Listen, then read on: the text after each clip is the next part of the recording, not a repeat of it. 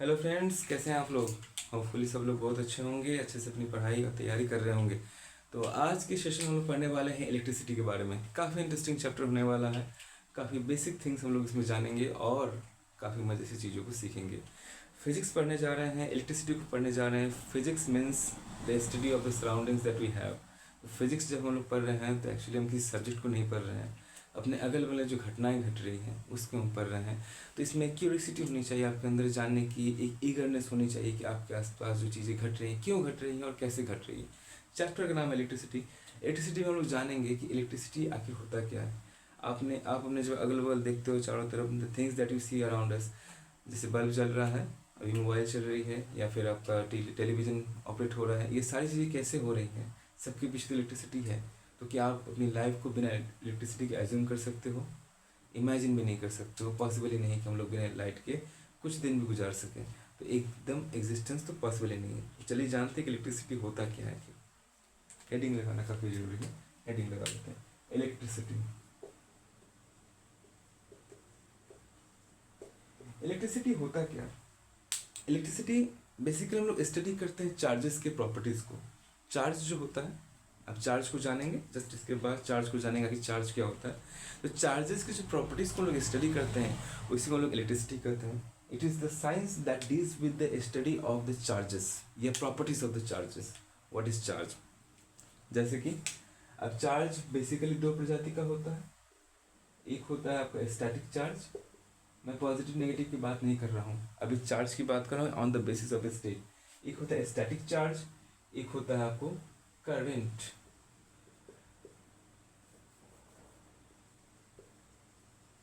अब स्टैटिक का मतलब क्या होता है? स्टैटिक वर्ड का मीनिंग होता है कि जो रेस्ट पे पड़ा हुआ हो। जैसे कि रेस्ट में जो आराम से आप घर में लेटे हुए हो, that means you are in a static condition. तो static means something that is at rest. When charge at rest is called static. जब चार्ज रेस्ट के अंदर हो तब जिसके प्रॉपर्टीज को स्टडी करते हैं उस साइंस को हम लोग बोलते हैं इलेक्ट्रोस्टैटिक्स। उसको बोलते हैं हम लोग इलेक्ट्रोस्टैटिक्स। थोड़ा सा आगे बढ़ते हैं। अब चार्ज को मोशन में ला दिए, अब चार्ज कंडक्टर के अंदर दौड़ने लगा। तो जब चार्ज दौड़ने लगा तो उसकी स्टडी को हम लोग बोलते हैं करंट इलेक्ट्रिसिटी। ठीक है, ये डेफिनेशन इतना इंपॉर्टेंट नहीं है पर आपके दिमाग में चीज़ें होनी चाहिए, क्योंकि अब प्री बोर्ड नेक्स्ट मंथ से प्री बोर्ड आने वाला है, नेक्स्ट मंथ से। तो you all should have prepared very well for the upcoming examination, specially for boards, for the ICSE and CBSE board students. अब होता क्या है कि before the boards examination you need to prepare yourself very well.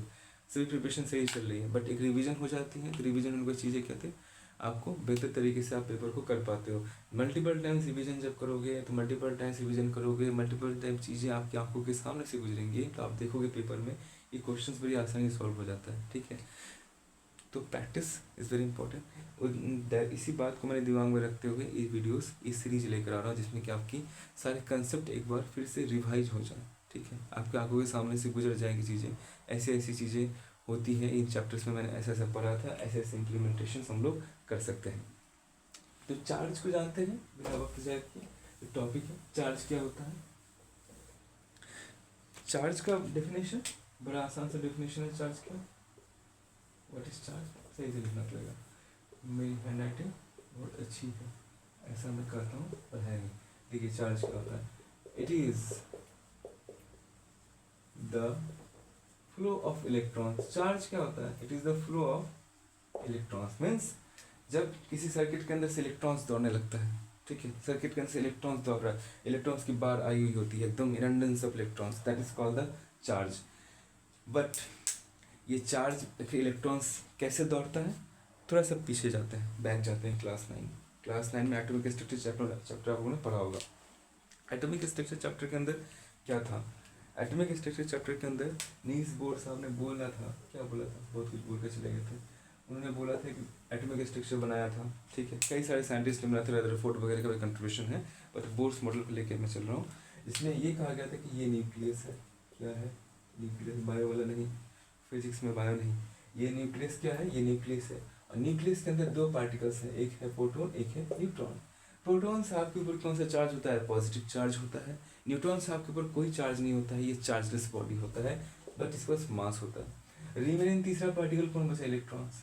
ये electrons क्या करता है, concentric orbits के अंदर, फ्री लेवल बोलते हैं, एनर्जी लेवल बोलते हैं, ऑर्बिट बोलो, उसके अंदर क्या करता है, ये न्यूक्लियस के चारों तरफ, मतलब प्रोटॉन के चारों तरफ चक्कर काटते रहता है। और इलेक्ट्रॉन पर कौन सा चार्ज होता है, नेगेटिव चार्ज। जब थॉमसन साहब, गोल्डस्टिन साहब ने स्टडी किया तो पाया कि इलेक्ट्रॉन के ऊपर चार्ज कितना होता है, माइनस का 1.6 इंटू 10⁻⁹ कूलम। मैं एब्सोल्यूट चार्ज की बात कर रहा हूँ। सिमिलरली प्रोटॉन के ऊपर जो चार्ज होता है प्लस का 1.6 इंटू 10⁻⁹ कूलम। अब किसी बॉडी के अंदर पॉजिटिव का चार्ज और नेगेटिव का चार्ज दोनों की मैग्नीट्यूड क्या है, सेम है, एकदम बराबर है। ये पॉजिटिव का है, ये एक नेगेटिव का है, ये पॉजिटिव का है। जब ऐसा केस होता है तो टोटल ओवरऑल जो कैलकुलेशन होगा वो वैल्यू क्या होगी, जीरो होगी। अरे -4 + 4 वैल्यू क्या होगी, जीरो होगी। यहाँ पे जीरो होता है। That's why atoms are naturally neutrally charge. यहाँ पे ये कंसेप्ट भी आता है कि एटम नेचुरली क्या होता है, न्यूट्रली चार्ज होता है। आपके घर में कॉपर का वायर रखा हुआ है, कॉपर बहुत अच्छा कंडक्टर है, सिल्वर ले लो, कॉपर छोड़ दो, सिल्वर और अच्छा कंडक्टर है। ऐसा क्या होता है कि सिल्वर कभी अपने मन से करंट जनरेट करने लगता है, कभी नहीं करेगा। रखा हुआ है तो रखा हुआ, क्यों करंट जनरेट करेगा, क्योंकि उसके अंदर इलेक्ट्रॉन्स डिस्टर्ब नहीं, फ्री इलेक्ट्रॉन्स का, फ्री इलेक्ट्रॉन्स एक रैंडम में है, उसको ओरिएंट नहीं किया हमने। ओरिएंट जब कब करते हैं, जबकि सोर्स से कनेक्ट कर दिए। अब क्या होता है, उसके अंदर से करंट काफ़ी तेज़ी से दौड़ने लगता है, क्योंकि हम लोग इलेक्ट्रॉन्स के नंबर को डिस्टर्ब कर देते हैं।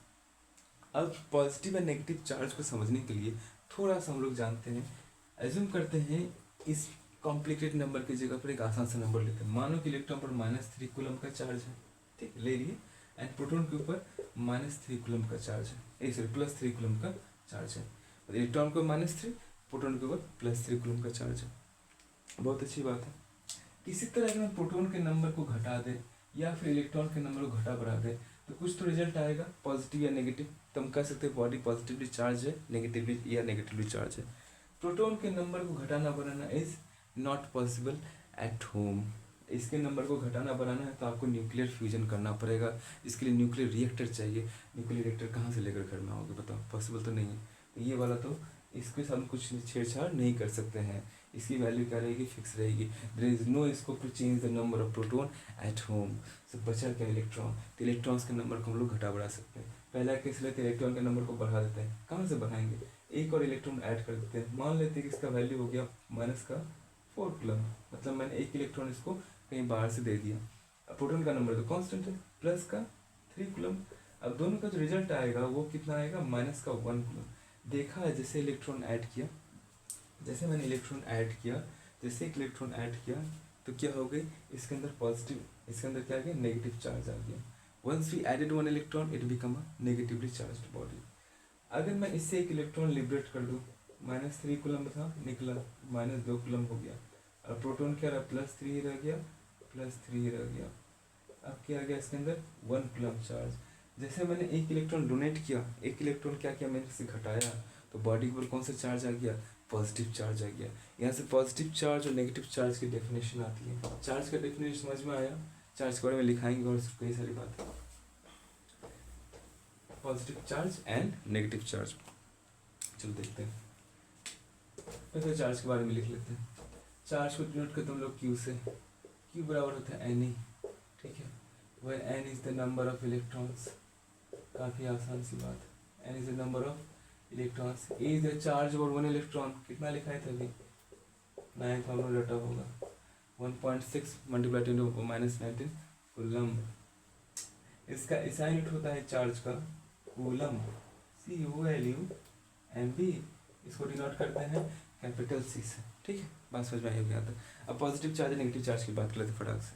पॉजिटिव चार्ज क्या होता है एंड नेगेटिव चार्ज क्या होता है। पॉजिटिव जैसे कि मैं, नेगेटिव जैसे कि तुम, नहीं ऐसी बात नहीं, कोई बोलता है पॉजिटिव। पॉजिटिव चार्ज क्या होता है,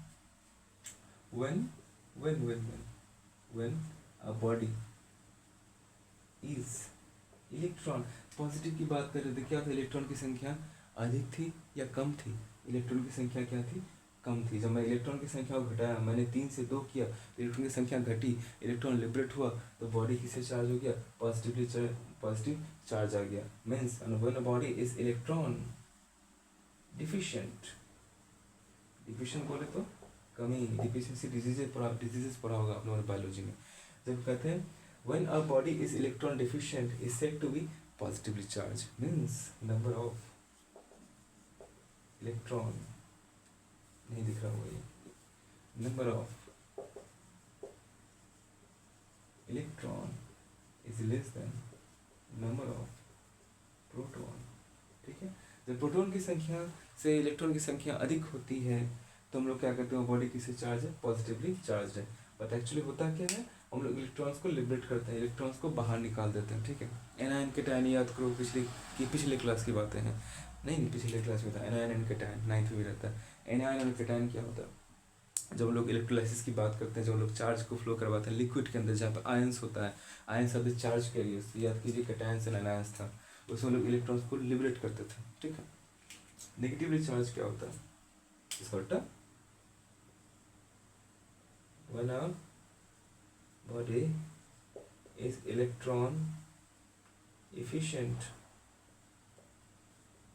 means number of electron is more than number of proton।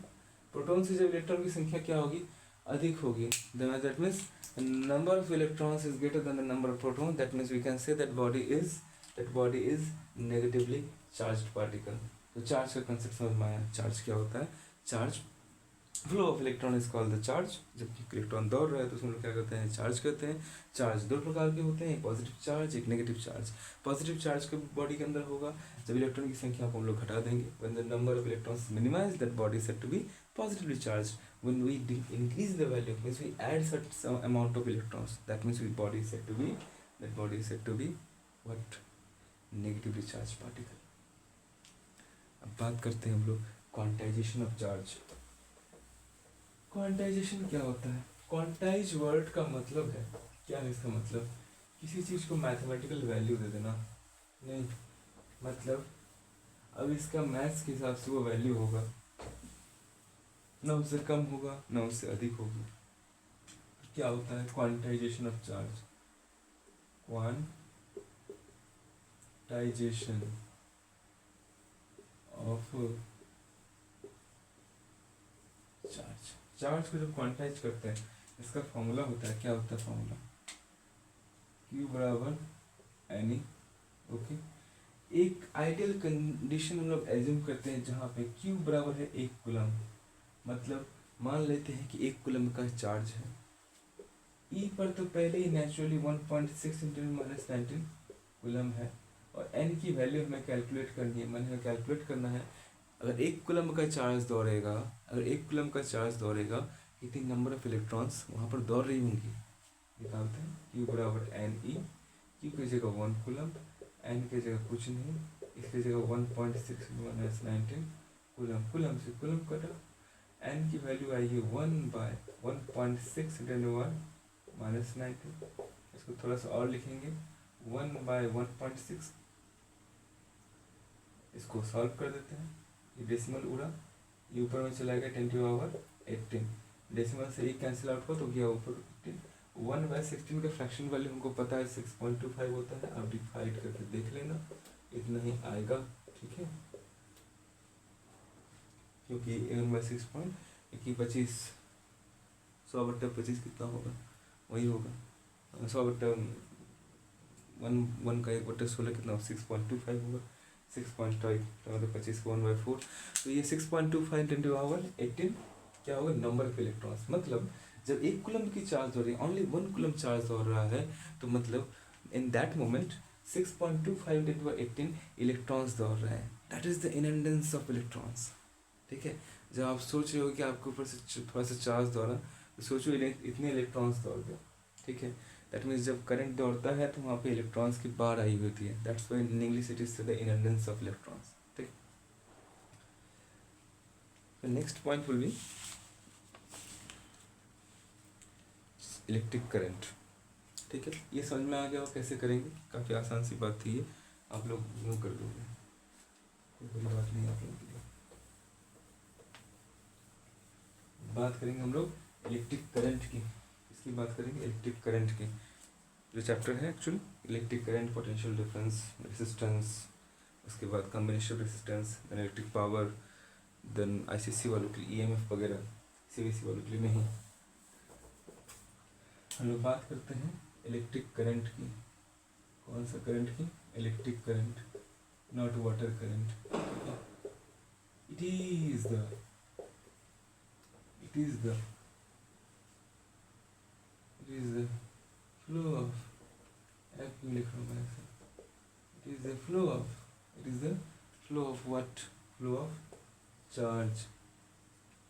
It is the flow of charge per unit time.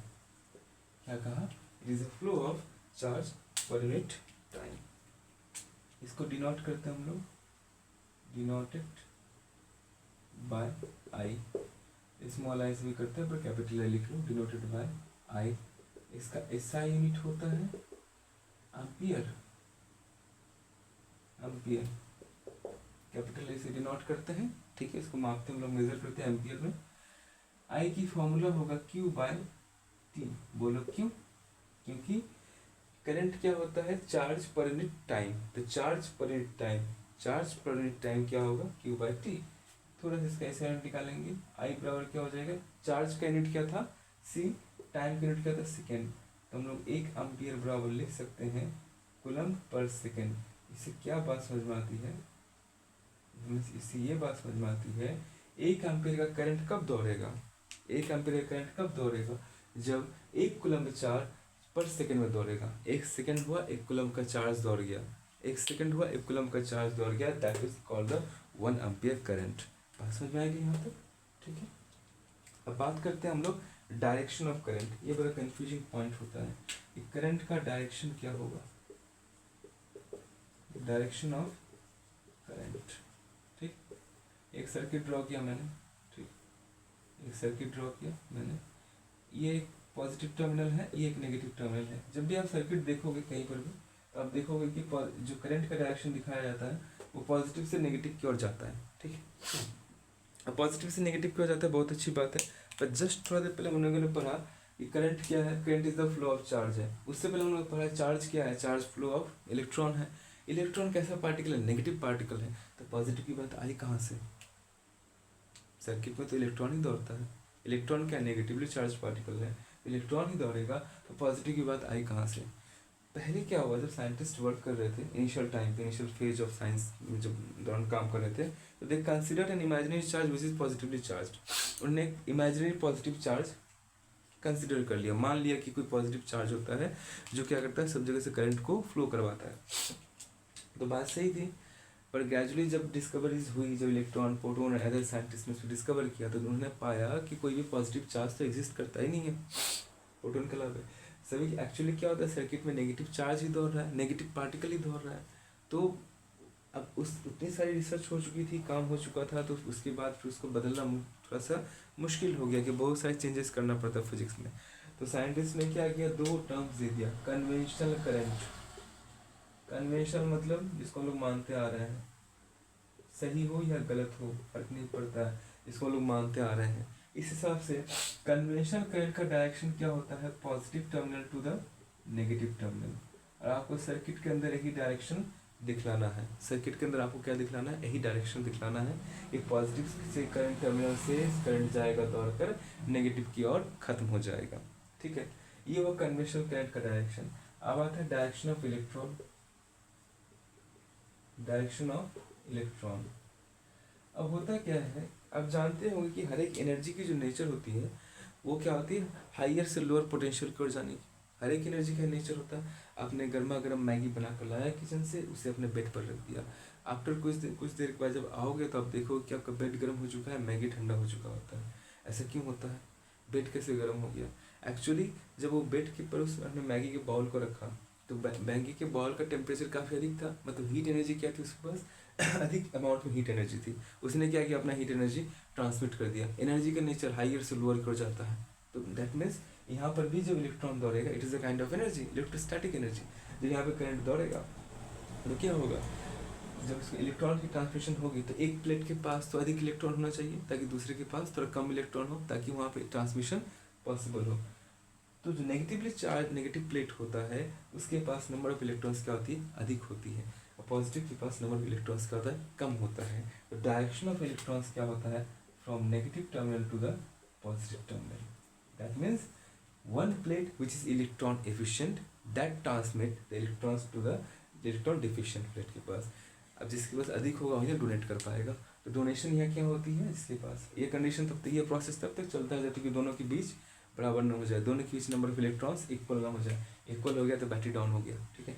तो क्या होती है, एक नेगेटिव टर्मिनल जिसके पास अधिक इलेक्ट्रॉन होगा वो दौड़ता हुआ आएगा, जिसके पास कम इलेक्ट्रॉन होगा उसमें ट्रांसमिट करने के लिए, ठीक है। ये थे आज की क्लास में बातें। अगली क्लास में लोग potential difference, electric potential, potential difference and resistance को अच्छे से पढ़ लेंगे, ओम्स लॉ को पढ़ते हुए रेसिस्टेंस वगैरह एंड कंडक्टर वगैरह को अच्छे से पढ़ेंगे। तो थैंक यू फॉर टुडे, अगले वीडियो में मिलते हैं। Thank you so much.